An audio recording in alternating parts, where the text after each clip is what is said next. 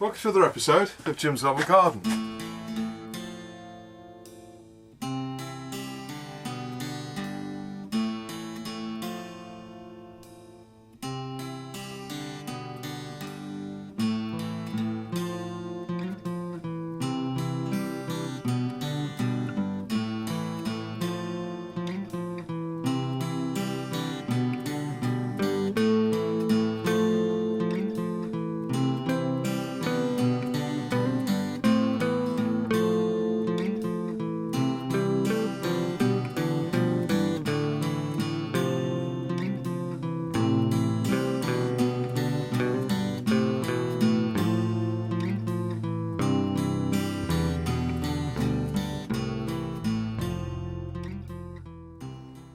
Okay, so this first section is about Mashua. Now, Mashua is a vegetable which originates from South America, sort of the Peruvian type area, and it's typically grown over there in sort of reasonably high altitudes in poor soil conditions. So Mashua will most certainly grow in the UK, in our rich soil conditions.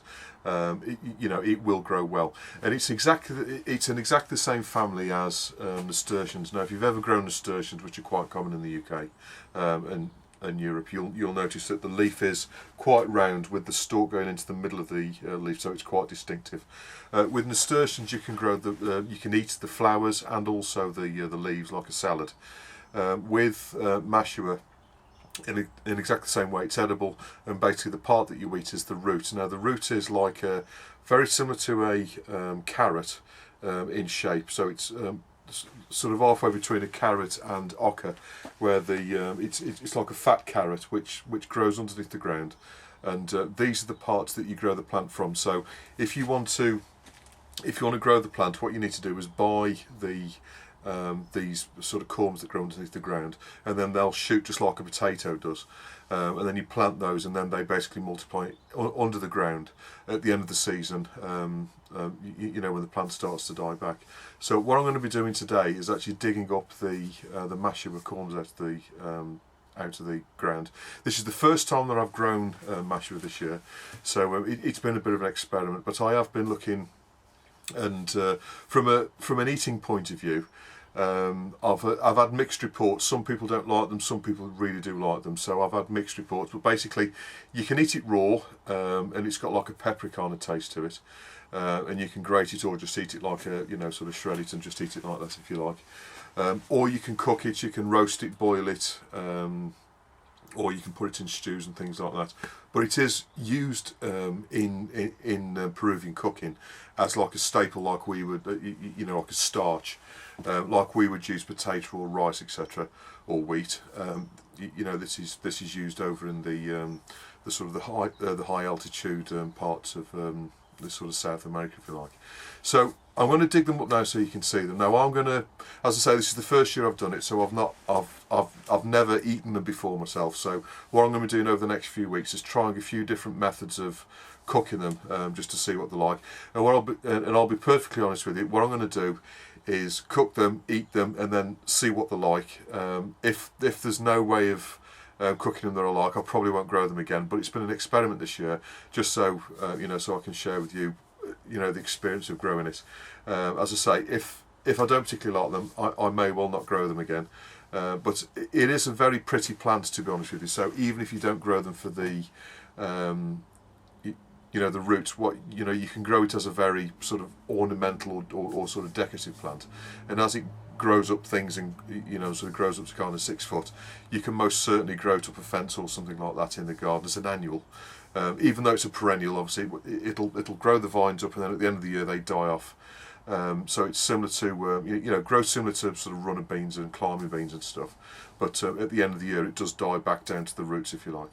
But as I say, what I'm going to do is dig them up today, and over the next few weeks what I'm going to do is cook them in various different ways to see what they're like. I'm going to try them raw, I'm going to try them roasted, I'm going to try them boiled, just to see what they're like, and I'll give you some feedback in the next few weeks to let you know how I got on with eating the actual vegetable. But in the next clip you'll see me digging them up. I've already removed the canes, from the plant. So it's basically just the plant sort of all on the floor, and that's all. I'm just about to dig up the roots, so I'll show you that now. Okay, so this is where I've had the plant growing. As you can see, you can just about make out the sort of nasturtium type leaves on the plant. As you can see, the stalk goes to the middle of the leaf. So what I'm going to do now is, obviously I've already taken out the canes and sticks that were on this, and this is basically grown up to kind of 6 foot high. So that's all been, I've taken all the sticks out, and what I'll do now is I'll just take the tops off and I'll dig out the roots out so you can see what the actual Mashua looks like. Okay, so I'm just going to clear out the remaining bits and bobs of the tops here. All I'm going to do is just pull these out to the way for now, so I can get to the roots.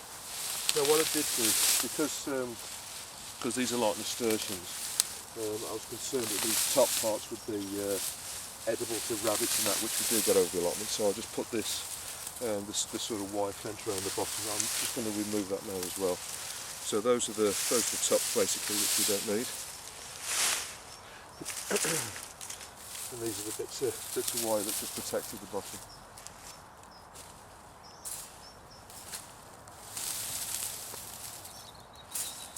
Okay, so we're just about down to the ground now. Now I had a few sticks in at the bottom here. Let's get that out. So just get all the tops out of the way, and you can actually start to see the tops of the plants here. I can just about make out the forms there. Right. Okay, so I'm actually pulling some of them out here now. So there's the first one. That's the actual Mashua root. But I'll just start to dig it out a bit better now with the forks, right.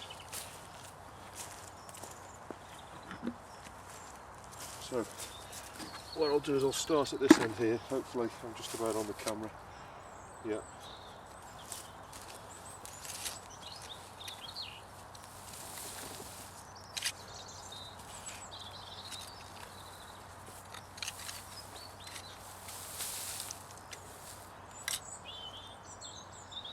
Okay, so you can see there's quite a few small ones under the ground, like that.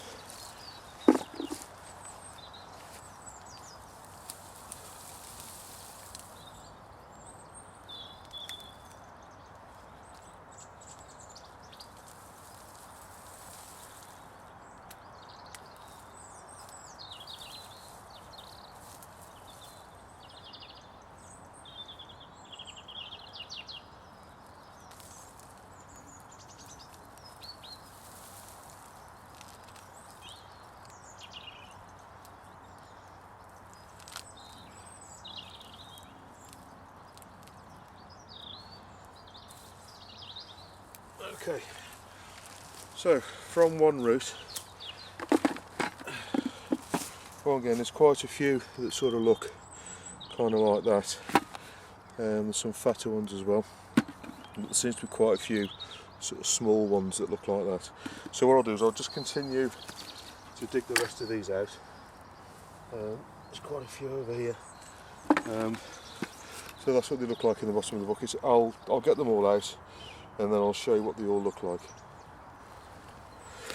Okay, so out of 5 plants, I've ended up with pretty much sort of 3/4 of a bucket full, and they sort of range from something around that kind of size, which is, I don't know, I guess sort of a large carrot size, down to sort of smaller sort of ones like that. Now, there's probably about 4 or 5 kilos in there, and I need to sort through. Obviously there's some that are sort of quite long thin ones like that, and I'm planning, and there's a whole bunch of them there, I'm planning to use those for the plants next year.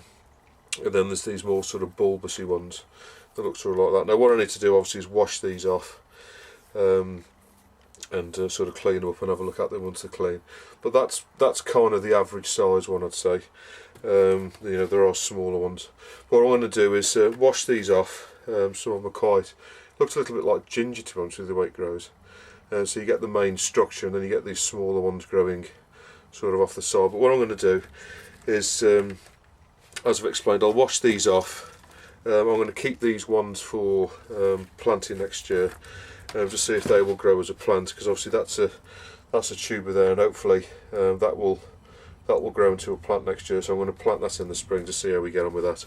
I'll also save some that are more sort of that kind of size for growing next year as well. But what I'll do is I'll wash these off, and I'll be eating these over the next couple of weeks, and I'll let you know how I got on with each of those. But obviously at the beginning of the year I planted something that looked probably about that big in the ground. That was probably the biggest one. There were some smaller ones that I planted which were more probably like more sort of like that kind of size, so like the size of a 10p piece. And then you plant those just like potatoes. These chit at these little eyes here, and then you put them into the ground. If you look back at my videos, you'll be able to see me planting these. But this is the first crop, which is not too bad, to be honest with you. I'm not disappointed with the amount that I've got out the ground. But I'll be eating these over the next couple of weeks, to say, and I'll in various different ways, roasting, boiling, and stewing and stuff. And I'll let you know how I got on with them, and if I enjoyed them, and if I'll be growing them next year or not. I'll be letting you know in a couple of weeks' time.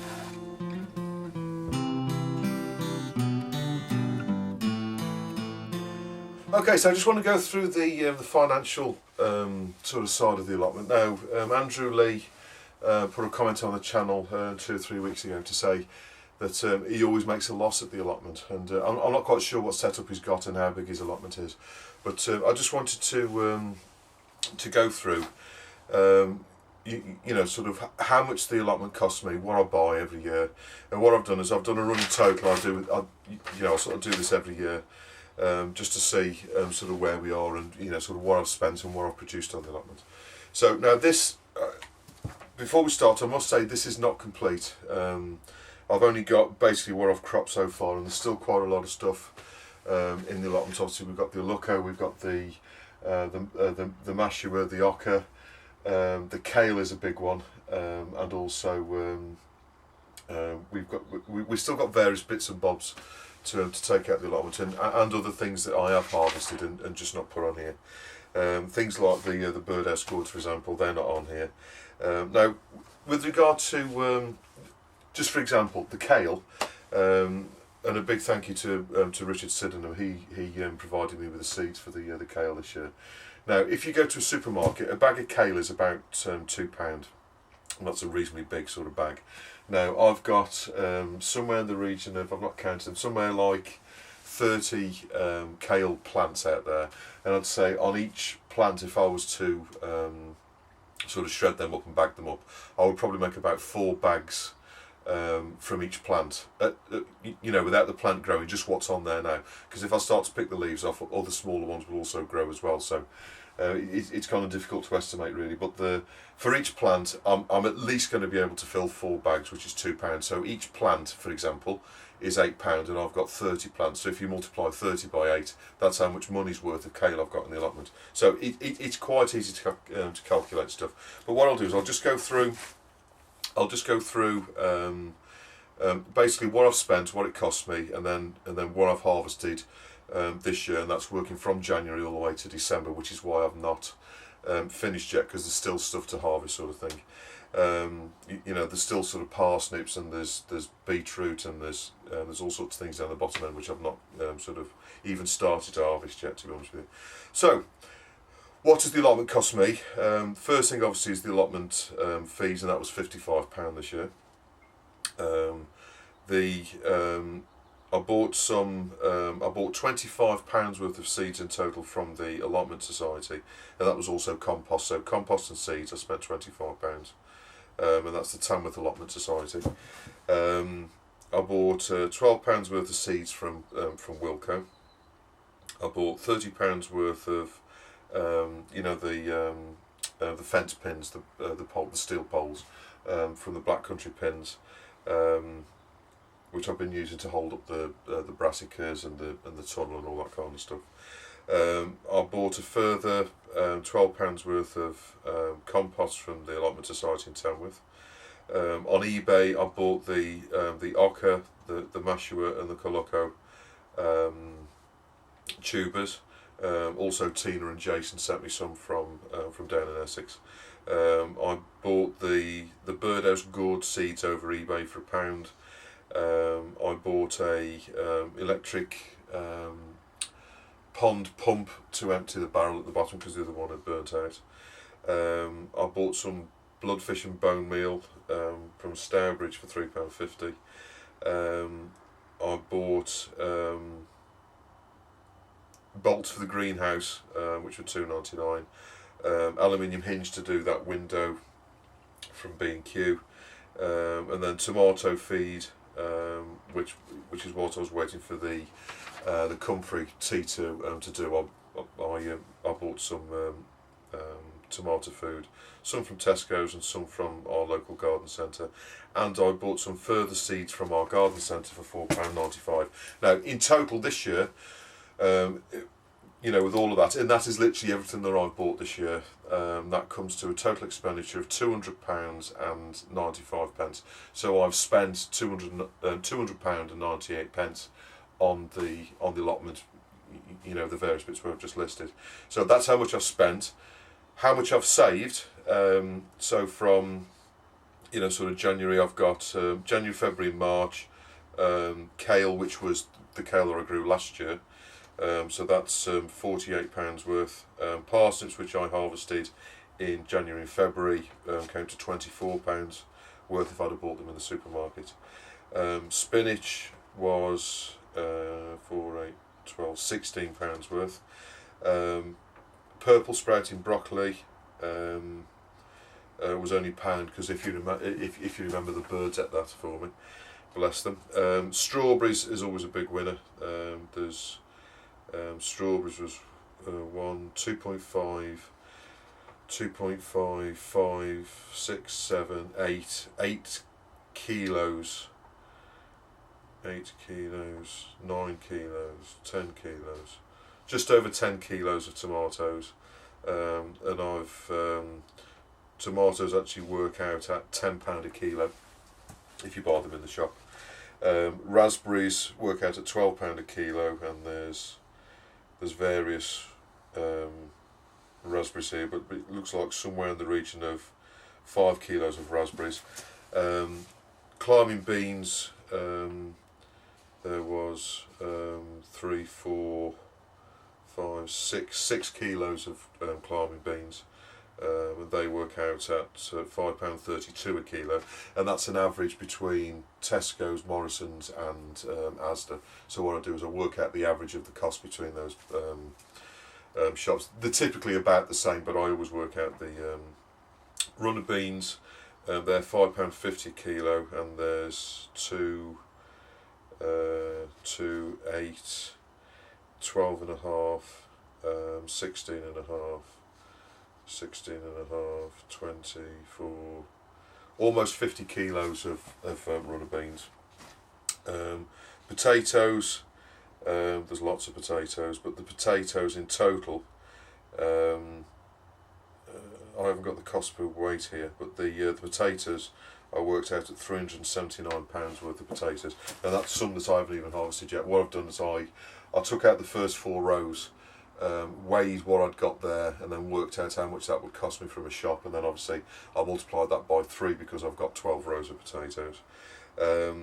Courgettes are basically £50 each from the shop, so I multiplied up those what I'd got. Pumpkins, I had 5 of those, as you know, the great big pumpkins. I couldn't put a price on them, to be honest with you. But I estimated the cost of those to be £8, because if you look at I did find one that was being sold on eBay, which was quite a big one, which wasn't as big. I think it was 20 kilos, and somebody wanted £8 for it over eBay. So I just put £8 down for those. So I had 5 of those. That's £40. Tomatoes have done really well this year. I've had where did the tomatoes start? So tomatoes I had 0.5 kilos, 13.5 kilos, 12 kilos, 5 kilos, 7 kilos. So if you add all of those up, that's how much the tomatoes cost, how much weight I'd got anyway. And I was working that out at, let's work this out, Tomatoes, 0.5. So they're £4 a kilo basically if you buy them in a shop. So that's how I've kind of worked it out. So in here, what I haven't got is things like the kale, as I've explained from this year. Also the parsnips, the beetroot, there's a whole manner of things down the bottom that I haven't sort of added in. Also, we've also got the oca, the alluco, and the colucco down the bottom end. The oca, Mashua and colucco, sorry. So all of those have got to be added in as well. I'm not quite sure how I'm going to price those up to honestly, because you just cannot buy them in the shop over here, but I'll do my best to put at least some price on them. But anyway, so far, when you add all of that up, it's £895 worth of produce that have come out of the allotment. Onions as well. The onions didn't do well this year because of that. I had that onion blight on them, so it took them out quite quickly, and I ended up with probably about half the weight that I should have done. They were growing really well, unfortunately. I was having a bumper year at the start, and then all of a sudden they got wiped out by that blight, and that's I basically had to harvest them, and I've been using them ever since. The potatoes, I would say my potatoes have done about average this year. I have had considerably better years, and I have had worse years, but they've done about sort of even. From a disease point of view on the potatoes, I haven't had any blight this year at all, but I have had some slug damage which I don't normally get, and there has been a few that have kind of worked their way to the top or been exposed to the sun, so I've had to throw them away with the green. But anyway, the potatoes have done pretty well.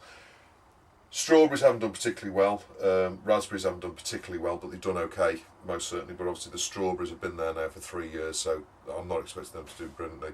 The beans have done as well as they ever have done. The beans are always a cash crop, really.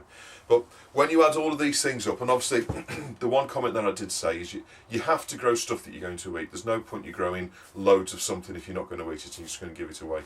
It's always nice to give things away, don't get me wrong, but I always grow what myself and my family are going to eat. So I always grow plenty of onions, plenty of potatoes, beans, and obviously the fruit, kale, spinach, which is another thing which is not down on there, and pumpkins and that, which we use for Halloween and that, and obviously the gourds, things like butternut squash is also not down on there yet, and the courgettes and stuff. I know that we're going to use them in the cooking and that we do. So, but the other thing you need to look at is how much things cost in a shop. Now, for area on the ground, if you like, most certainly things like kale this year have most certainly done well. So every kale plant that I've put in, basically a piece of ground that big, has produced £8 worth of food. So that is a real cash crop, if you like. When you look at the potatoes, probably a piece of ground that big has probably produced about £5, so that's not too bad. The onions really aren't a cash crop, so on a piece of ground like that you're probably going to get 9 onions, and those 9 onions, if you bought them in the shop, would probably be, I don't know, £1 or 2. So if you look at it from the area of ground that you use to grow that crop, so they're not particularly sort of cost effective. Beans are a massive cash crop, because obviously off the beans you get kilo after kilo after kilo of beans, and if you look in a supermarket they are quite expensive to buy. So beans are definitely worth growing, kale's definitely worth growing, potatoes are definitely worth growing, soft fruits are most certainly worth growing. Strawberries, if you look at strawberries, they're really expensive to buy. Just a small punnet will cost you £2 or £3 in a shop. And obviously you can, if you grow your own strawberries from a bed that big, which is 15 feet by 6 feet, you can be filling one of those or 2 of those punnets a day pretty much in the summer, but whilst the fruit's in. So that's well worthwhile. Tomatoes are a massive cash crop. As you know, I grow something like 16 plants on that side of the greenhouse and about 12 plants on this side of the greenhouse, and out of those 2, I do crop quite a lot of tomatoes. Cucumbers, which is something else which is not on the list yet, they are most certainly cash crops. So the cucumbers basically don't take any ground up at all, really, because they grew up into the roof of the greenhouse. The plant costs £1 or £2 sometimes. So as soon as a cucumber to buy in a shop is £1. So as soon as you've had 2 cucumbers off a plant, everything else is effectively profit, if you like. So I've had probably out of the 6 cucumber plants I put in this year, I think this year hasn't been brilliant. Last year I had about 50 cucumbers. This year's probably more around 30-35 cucumbers. I'll have a look back through the notes, but I think it's about 35 cucumbers I've had. So not as good as it has been in the past. Last year and the year before I had around 50 cucumbers. Even though I lost 2 plants last year, I still got about 50 cucumbers. Going down the bottom end, parsnips are most certainly worth growing. They're not the cheapest things to buy, and there's nothing like growing your own vegetables because they taste so much better than the shop bought ones. I think for 2 reasons. One, they're absolutely fresh. So when you dig them up as and when you need them. So when you dig your parsnips up, they're literally straight out the ground. So by the time they go in the oven, they were growing, sort of an hour before when you eat them, sort of thing. So the taste is so much better, and I think when you've grown your own vegetables, you kind of get used to the taste and the flavours and that you get from the vegetables. And when you go out to a restaurant, or if you buy fruit and veg in because you've run out or whatever, and you eat the shop bought fruit that's been on the shelf for 3 or 4 or 5 days, and you eat it, you think this is nowhere near as good tasting or texture wise as the ones that I grow. So it's also worthwhile that way as well. But yeah, that's basically where we are with the finances. So fundamentally, I've spent £200 on the allotment this year. Obviously, I've not taken my time into consideration because that's something that I enjoy doing. So far, and there's a lot more to go on here, but so far I've amassed £895.65 worth of produce, which I've accounted for so far. As I say, there is many other things to go on here, and that's given me a total profit of £694.67. Now, obviously, Andrew's comment on there to say that he thinks he loses money every year on his allotment. I'm struggling to see how you can possibly lose money unless you're buying lots of things, or you've had some bad luck with crops and you've lost quite a lot of stuff, or you're not using all of the allotment. Maybe some part of it you've got, you're not using part of it or whatever. But I use pretty much every square inch of my allotment to grow something or another, and I'm in years gone by, I typically, from a profit point of view, it's typically over £1,000, and that's how I've calculated it. From if I hadn't got the allotment and I went to a shop and bought the food from a supermarket, that's how much money I would have spent in addition to my normal grocery shopping, to compensate, to buy the vegetables that I've been growing on the allotment. So I hope that's given you a bit of insight of the money that you can save growing an allotment. And as I say, what I will do is I will go back through this and I'll present it again at the end of the year, sometime in December next month, after I've accounted for everything. Obviously, what I haven't accounted for is things like herbs and all that kind of things. The chilies I haven't accounted for. The okra and that. When I've dug that up, I'll try and work out how much that's worth. There is plenty of things that I haven't really put down yet in there. Not all of the runner beans are in there yet. Because the last few I didn't actually put in. But that's kind of where we are at the moment. So I hope that's given you some insight, and I'll give you an update at the end of the year. So I hope this episode has been of some use to you. Please don't hesitate to put any comments or questions you've got below, and I'll always get back to you. And I'll see you on the next episode of Jim's Allotment Garden.